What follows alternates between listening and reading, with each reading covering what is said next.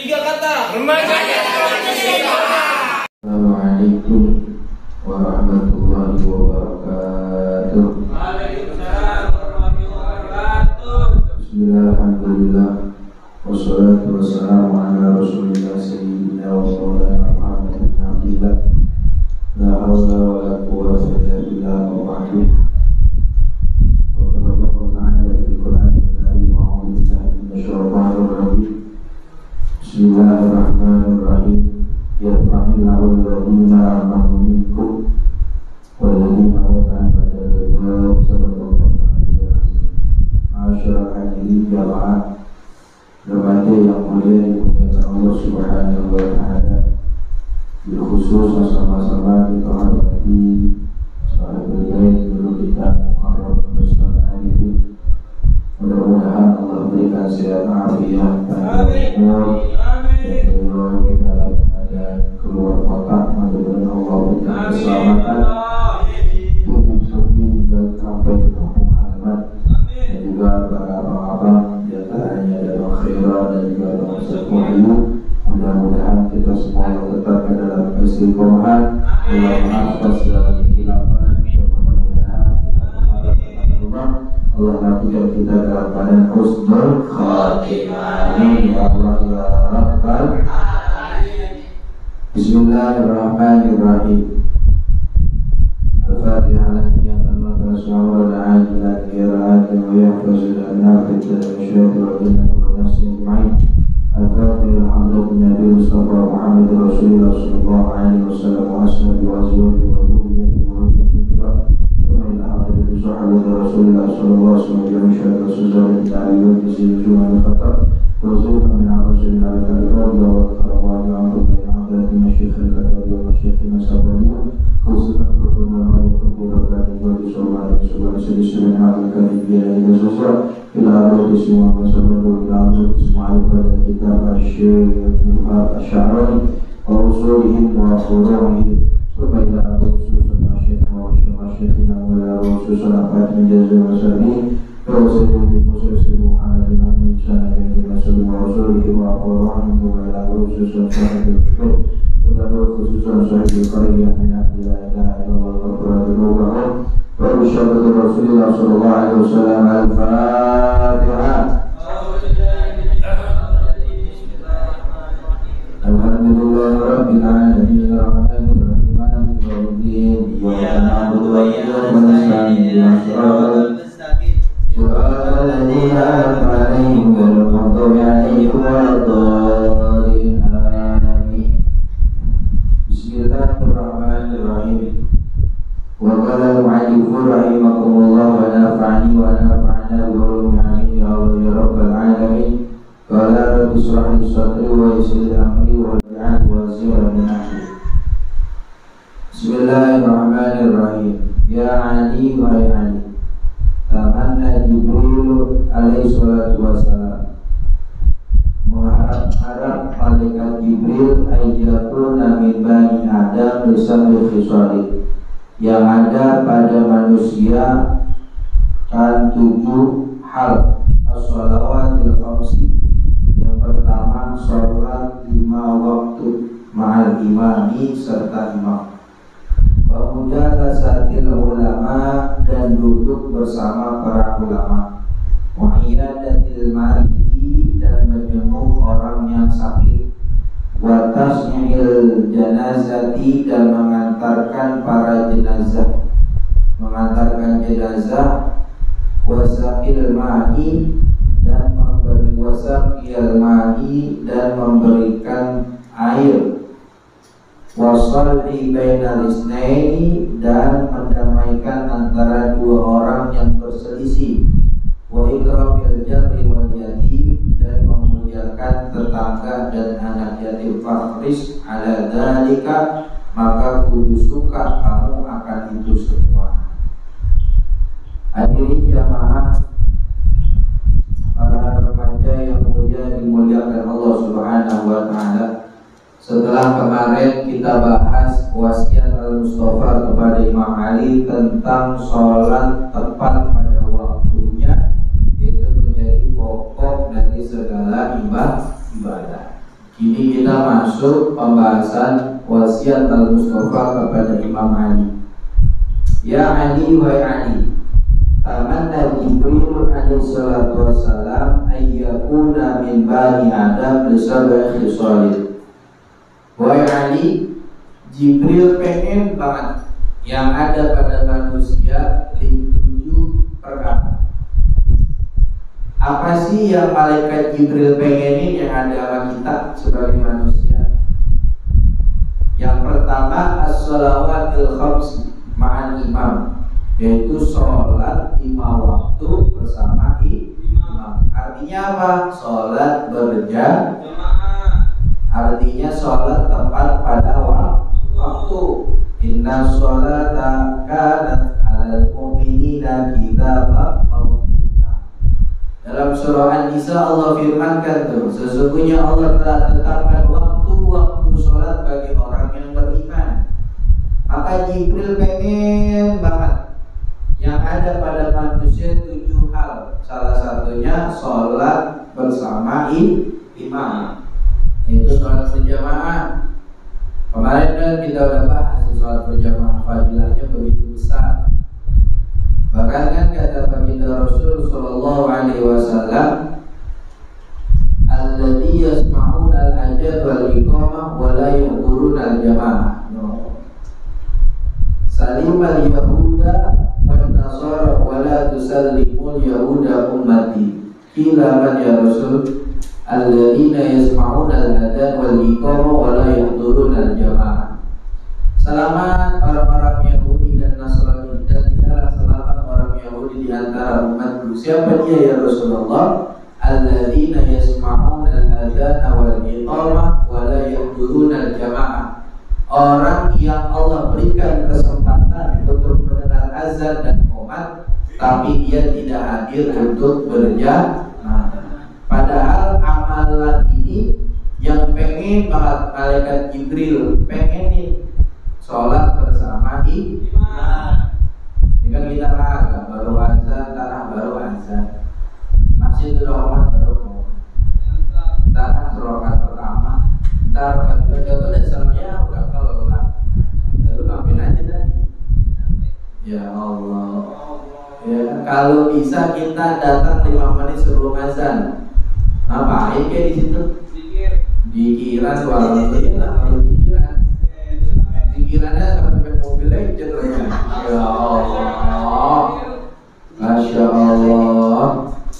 Sholat bersama imam. Kemarin kan kita udah bahas tuh wasiat Al-Mustafa kepada Imam Ali. Alaika bis-sholati fi awqatiha fa inna rasul kulli fadilatin wa sama kulli ibadatin. Sholat berjamaah itu menjadikan pokok segala keutamaan dan menjadikan puncak segala ibadah. Makanya ahabul a'mal ila Allah as-salatu bi waqtiha tsumma birrul walidain wa tsumma jihad fi sabilillah. Amalan yang paling Allah suka, amalan yang paling Allah cinta 3. Yang pertama salat tepat pada waktunya, kemudian bakti pada orang tua, kemudian jihad di jalan Allah.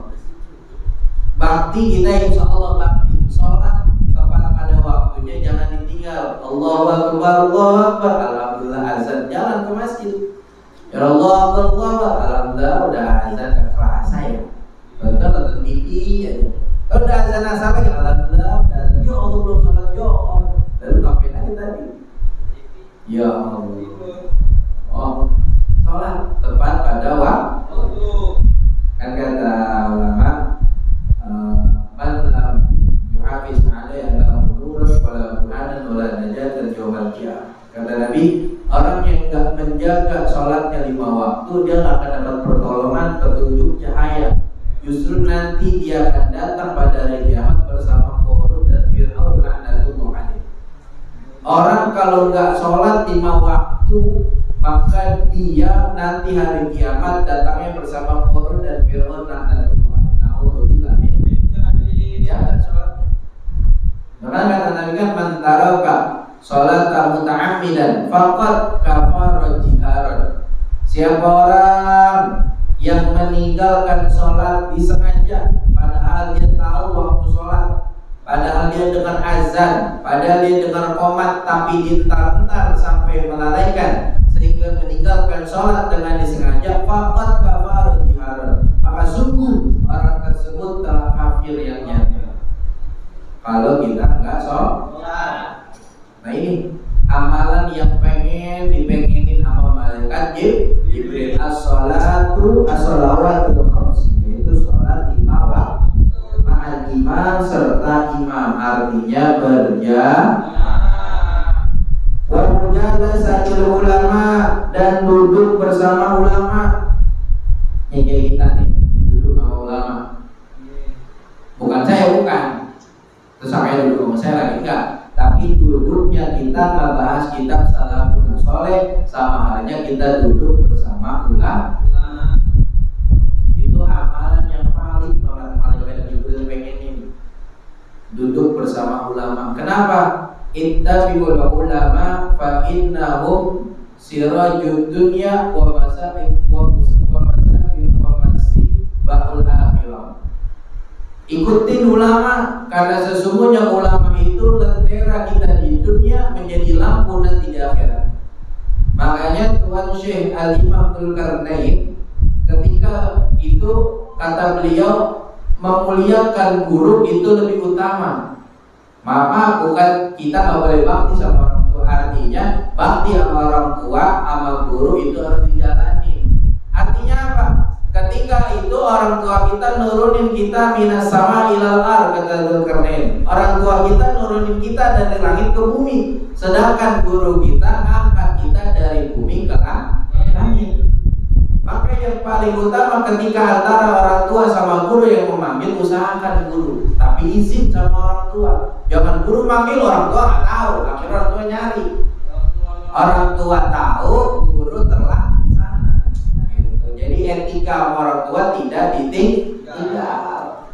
Duduk sama ulama, bahkan kata Nabi, man jalasa aliman sa'atan.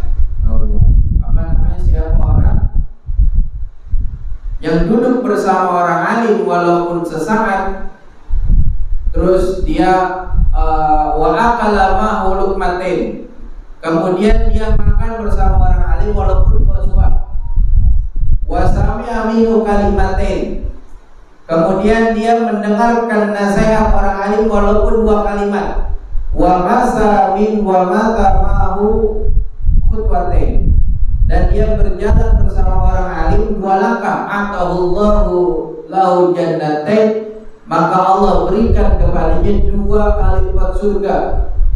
Kullu jannatin mithla dunya marratain, setiap satu surga yang Allah berikan 2 kali lipat surga, 2 kali lipat dunia yang Allah berikan. Artinya begitu mulianya duduk kita bersama ulama, makan kita sama ulama, dengerin nasihat ulama, jalan kita sama ulama. Ini kan kadang-kadang murid sekarang diajak guru rada-rada ogah. Iya, guru minta temenin gue yuk ke sono. Mana ngajar? Iya aja doang. Kadang-kadang iya ntar duluan. Ayo murid ke sono, gasnya doang, jalan kagak. Ya Allah, ada aja alasannya, giliran cewek-cewek temenin aku gimana jelas goreng. Ayo OTW nggak pakai lama, giliran gurunya minta temenin, aku capek banget. Letih yo. Padahal jalan bersama guru itu Allah berikan 2 kali lipat surga. Satu surga yang Allah berikan 2 kali lipat dunia. Manfaatkan duduk kita ulama, karena ini amalan yang paling malaikat Jibril suka, yang paling malaikat Jibril pengen duduknya sama ulama. Karena ulama itu kan tingkatannya 2 hasta dari kita orang-orang yang awam. Jaraknya bakalan 500 tahun jaraknya para ulama dibanding kita. Kayak kata Allah, "Qul hal yastawil ladzina ya'lamun wal ladzina la ya'lamun."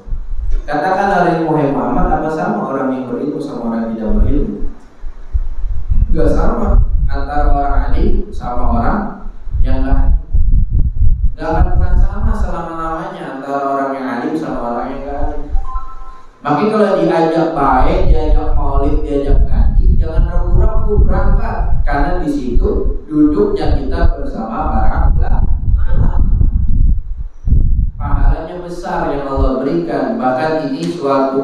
amalan yang malaikat Jibril pengen duduk bersama para ulama. Wahiyadatul maridi, dan menjenguk orang yang sakit. Tuh, jenguk orang sakit. Dengar teman sakit, buru-buru jenguk. Jangan tuh si anak sakit. Oh, udah gitu dong. Oh, doang. Jenguklah. Ini amalan yang paling malaikat Jibril pengen. Salah satunya wahiyadatul maridi, jenguk orang yang sakit. Ini teman sakit tuh, dia sakit tuh udah seminggu, udah sembuh. Bukannya ini lah agak mati sekalian. Kan kita kita auzubillah. Jangan bang, jenguk orang yang sakit. Jenguk orang sakit, jangan bawa tangan yang hampa. Nih kadang-kadang kan kita jenguk orang sakit bawa tangan hampa. Ditanya apa sih yang lu rasa? Kagak merasa apa-apa. Asam mana juga kagak merasa, lu mereka kagak bawa apa-apaan. Ya, jangan. Tuh, dakhaltu Nabi sallallahu alaihi wasallam rajul. Nabi sallallahu alaihi wasallam masuk nih ke rumah seseorang laki-laki. Ya'duhu, dengan tujuan Nabi menjenguk orang yang sakit. Faqala, kemudian Nabi bertanya, bersabda, "Al yastari syai'an?" Apakah kamu ingin membeli sesuatu? Yastari ka'kan. Kau pengen memberi kue kakak, kata Nabi. Kata orang yang sakit, qala na'am, iya ya Rasul, aku pengen cari kue, pengen makan kue kakak. Apa kata Nabi? Wa talabuhu lahu. Kemudian Nabi mencari kue kakak untuk orang yang sakit. Tanyain teman sakit, lu lagi pengen apaan sih? Kita beliin. Gitu, teman sakit mah, aku pengen buat makan anu ini, beliin buru-buru. Jangan, aku pengen makan apa sih, pengen makan ini gitu kan beli. Nah sama juga bohong. Iya, duit gak duit dia, yang sakit dia, duit dia, kita cuma tiba jalan doang. Ya, buru-buru. Tanyain alias dari syaitan, kamu pengen makan apa? Pengen beli apaan? Orang yang sakit bilang pengen makan anu. Coba yang sakit belum tahu diri juga. Teman kagak kerja, aku pengen makan nasi. Ini enak banget rumahnya. Temen pegang duit cuma 10.000, 13.000 lah dapat nasi banyak paket. Yang 12.000, ya Allah. Buru-buru anterin. Orang yang sakit tanyain pengen makan apaan, pengen beli apaan, beliin. Karena itu yang diajarkan Nabi Sallallahu Alaihi Wasallam. Jangan bawa tangan nampak jemput orang yang sakit. Jangan bawa tangan kosong jemput orang yang sakit. Sunnah menjemput orang sakit membawa sesuatu. Kalau bisa tanyain dia mau makan apaan. Bahkan ketika kita datang ke orang yang sakit, jangan kita yang doain. Buaya biar gue ini. Jangan dia minta doa kita. Doa ini biar gue sehat. Jangan. Harusnya kita nih yang sehat minta doa orang yang sakit. Doain gue apa biar jadi orang benar. Doain gue apa biar jadi anu. Minta orang yang sakit doa. Kenapa? Kan doa il malaika. Karena doa orang yang sedang sakit seperti doanya para malaikat. Ini kan kadang-kadang kita terbalik ke doain dia biar sehat, panjang umur. Lah dia yang doain kita. Orang dia lagi diampuni dosanya sama Allah. Lah kita yang masih berbuat dosa minta ampunan lewat dia ke Allah Subhanahu wa taala, sedangkan orang yang sakit sedang Allah ampuni dosa. Nah, doanya orang yang sakit seperti doanya para malaikat, kata Nabi. Ya waktu kita sering ada orang sakit. Makanya dia sehat terus, orang didoain sama orang yang sakit biar sehat. Cukup orang yang sakit, karena itu amalan yang malaikat Jibril pengen. Jenguknya jangan bawa tangan kosong, minimal jeruk 5 kilo, anggur 1 kilo, ya dia minimal. Dan dia sembuh atau mengkret dia tuh. Apalagi ke rumah guru jengukin kalau guru sakit, ke rumah jukir, ke rumah mayor sakit, bawain jeruk 1 kilo, karung beras sekarung, duit 1 juta, sembuh mayor tuh. Iya. Orang di bawah itu banyak banget. Kalau ke rumah guru jangan bawa jeruk atuh. Guru dia nggak bawa apa-apa, lu cuma bawa jeruk doang atuh biji, gue lemparin langsung. Bawa yang paling banyak kan kalau nengokin guru sakit. Ya, coba sakit, tapi jangan dengan tangan yang hampa. Yang seterusnya watasmil janazati, dan mengantarkan jenazah. Tuh, watasmil janazati, mengantarkan jenazah. Tuh kalau habis nyolatin orang meninggal jangan pulang, anterin. Kalau nggak kemana-mana anterin, pahalanya besar tuh nganterin orang yang mati sampai ke kuburannya. Tapi ingat, ada etika adab yang harus kalian jaga ketika mengantarkan seorang jenazah atau peristirahatan. Ini kan orang-orang akhir zaman nganterin orang mati, yang gotong-gotong, yang gosip-gosip. Gak boleh, haram hukumnya. Ketika mengantarkan seorang jenazah ngomongin berniaga, bayarin duit gua, bayarin api gua, gak boleh. Gua mau kerja ini, ngomong sama temennya, gua belum kerja ini, gini-gini. Sedangkan sedang mengantarkan seorang jenazah, gak boleh, haram hukumnya. Karena membicarakan sesuatu yang goflah.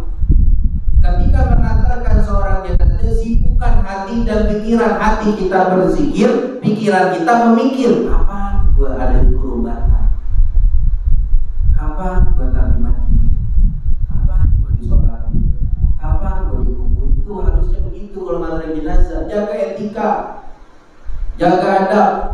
Jangan nganterin orang jenazah seleworan, pakai celana pendek. Ini nggak usah ikut. Ini nggak usah ikut kalau bercelana pendek. Nganterin jenazah bukannya zikir, mikirin mati, dia malah ngobrolin dunia. Ini nggak usah ikut.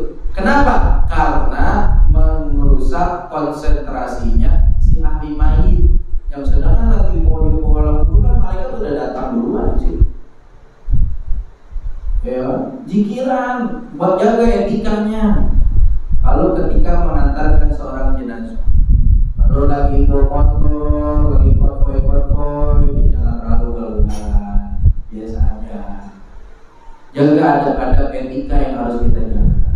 Kalau nganterin jenazah jangan pakai celana pendek, jangan pakai sesuatu yang dilarang oleh syariat. Jangan ngobrol yang membuat kita lalai. Khawatir itu membuat kita fasik. Makanya sebagian ulama mufakat para ulama itu hukumnya haram. Gak boleh. Kalau mau nganterin jenazah, jaga adab-adabnya, jaga etikanya. Bahkan ada satu sabda Rasul Shallallahu Alaihi Wasallam, usahakan kalau nganterin jenazah itu jalan, bukan pakai kendaraan. Jalan kaki. Dari sini ke Budi Dharma jalan kaki. Ujung Kempur juga jauh. Kalau sesuatu yang sekiranya tidak memadai dengan jalan kaki, bolehlah pakai kendaraan. Tapi tetap harus jaga etika dan adab ketika mengantarkan seorang jenazah. Zikiran. Terus ketika jenazah lewat di depan kita nih, kita nggak nganterin diri. Itu adabnya. Ada jenazah mau lewat ke musola atau ke masjid, lewat depan kita, lalu jangan duduk aja, diri sambil baca subhanalladzi subhanallah baca itu doanya. Ketika jenazah lewat, diri sebagai salam penghormatan. Jangan diem sambil duduk, itu bukan adab, bukan etika. Jadi kalau mentang-mentang orang mati kita nggak hargai, jangan. Tetap harus jaga adab-adab dan etika. Ketika kita nganterin jenazah, jangan ngobrolin sesuatu apalagi urusan dunia yang membuat kita goblok. Jaga etika, jaga perkataan, jaga pakaian, jaga akhlak. Usahakan ketika mengantarkan jenazah, hati dan pikiran disibukkan. Hati sibuk berzikir, pikiran sibuk memikirkan kapan gua mati, kapan gua ada di kerumunan, kapan gua disolati, kapan gua dikuburin, kapan gua mati. Itu ada mengantarkan seorang jenazah. Watasnya'il janazati wasaqiyal mani, dan memberikan minum kepada orang yang haus. Jangan pelit, teman-teman kehausan, kasih minumnya. Wasulhi bainal isnain, dan mendamaikan di antara dua orang yang berselisih. Teman kita sama teman kita lagi berantem nih, nah kita ada di tengah-tengah, mendamaikan orang yang sedang berantem. Karena nanti di hari kiamat, orang yang tidak menyambungkan tali silaturahim. Menyambung tali silaturahim itu bukan kita udah nggak ada masalah, nggak ada perbuatan yang membuat kita berantem begini, udah nyambung silaturahim. Tapi silaturahim secara hakiki menyambung ikatan yang terputus kepada orang yang dengki, benci sama kita. Itu silaturahim yang sangat benar. Orang benci sama kita, senyumin, sambungin silaturahim, jangan sampai putus. Biarpun dia ngejelekin kita, tetap kita ajak ngobrol. Nah ini amalan yang paling malaikat Jibril pengen, mendamaikan di antara dua orang yang berselisih. Ada orang berantem, jangan ikut-ikutan ngompor-ngomporin. Kalau bisa kita damai. Pahalanya besar tuh, mendamaikan dua orang yang berselisih. Dan yang terakhir, wa ikramil jarri wal yatimi, dan memuliakan tetangga dan anak yatim. Kan orang mandang kita bagus bukan karena kita, tapi tetangga kita. Kalau tetangga kita nilai kita bagus, maka semua orang akan nilai kita bagus. Tapi kalau tetangga aja udah gak nilai kita bagus, maka sudah dipastikan itu pasti orang yang jauh dari kita pun akan memandang kita kurang bagus. Maka muliakan tetangga, hargai tetangga. Ini tetangga atau tetangga berantem, nggak boleh. Karena sebelum orang-orang yang jauh ketika mati, yang pertama kali nolongin kita bukan orang yang jauh. Misalkan ini di sini ada yang meninggal, bukan saya dari Klender, tapi tetangga yang dekat sama kita yang pertama memberikan pertolongan sama kita. Maka muliakan tetangga kita, jangan sakitin tetangga. Kalau kau nggak mau bergaul, ya udah jangan diomongin. Muliakan tetangga dan muliakan anak yatim. Ana wa ma bil yatim bil jannah hakada. Kata Nabi, aku bersama orang yang memuliakan anak yatim itu seperti dua jari telunjuk dan jari tengah dekat. Bahkan kan kata Allah, arafika alladhi yukadzibu bihim fadzalika alladhi yad'ul yatim. Kata Allah, apakah kamu tahu siapa orang yang mendustakan agama Allah? Siapa dia yang mendustakan? Orang yang mendustakan agama Allah, orang yang mengkerdilkan anak-anak yatim, orang yang membiarkan lapar anak-anak yatim, orang yang membiarkan tetesan air mata anak yatim jatuh ke bumi karena kelaparan, itu mampu menggetarkan aras dan menurunkan azab kepada kampung di mana anak yatim menangis karena kelaparan. Maka jangan biarkan anak yatim merasakan susah. Jangan biarkan anak yatim merasakan lapar, kelaparan, padahal tetangganya penuh dengan kekayaan.